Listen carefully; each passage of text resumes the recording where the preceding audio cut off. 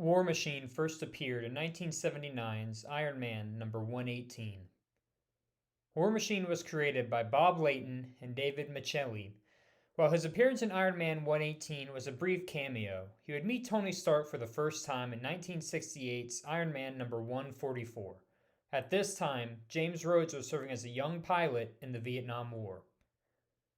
While James Rhodes never gained the title of Iron Man in the MCU, Tony Stark passed the mantle of Iron Man to Rhodes in 1968's Iron Man number 170. Stark passed the mantle to Rhodes as a result of the Demon in a Bottle storyline, which we discussed in the last episode. Rhodes' Iron Man was a founding member of the West Coast Avengers, whose other members included Hawkeye, Mockingbird, Tigra, Wonder Man, and the Shroud. James Rhodes would not don his armor under the alias of War Machine until 1968's Iron Man number 284, where he sought to keep Tony's legacy alive following his death. War Machine would not get his own comic run until 2008's War Machine number 1, a series which focused on Rhodes lending his talents as a military liaison to the United States government and saw him embark on many dangerous missions. While on paper, Iron Man and War Machine share many similarities, there are also quite a few differences.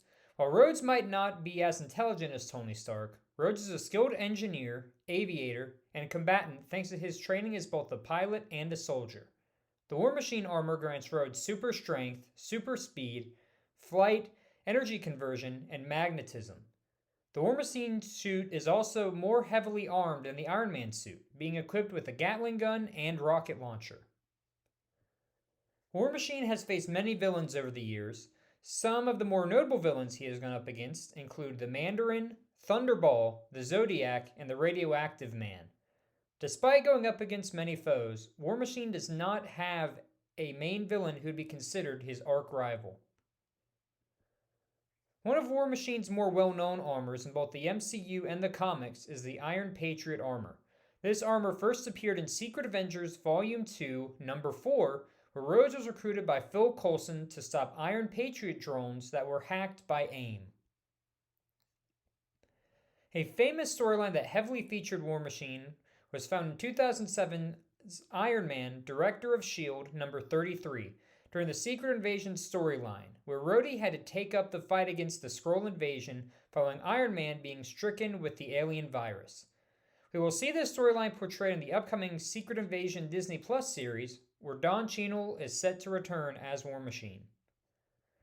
War Machine has also appeared in various cartoons and other shows. War Machine's first TV appearance came during the 1994 Iron Man TV series, where he serves as Iron Man's partner. He also played larger roles in 2008's Iron Man Armored Adventures and the Avengers Earth's Mightiest Heroes. He has also made cameo appearances in other superhero TV shows, including the X-Men, Spider-Man, and the Incredible Hulk. Despite Rhodey being introduced as one of the first superheroes in the MCU, much of his origins are truly unknown. The most accurate thing to the comics is that he is a true friend of Tony Stark. A major difference, however, is that Rhodey never worked for Stark in the MCU. Rather, he served as sort of a middleman between Stark and the United States government. Since Rhodey has not had a solo movie in the MCU, we've also not seen him face off against any of the notable villains he has faced off with multiple times in the comics. The closest thing we have gotten is when Rhodey helped Tony face off against the fake Mandarin in Iron Man 3. As I have mentioned before, however, this was not the real MCU Mandarin.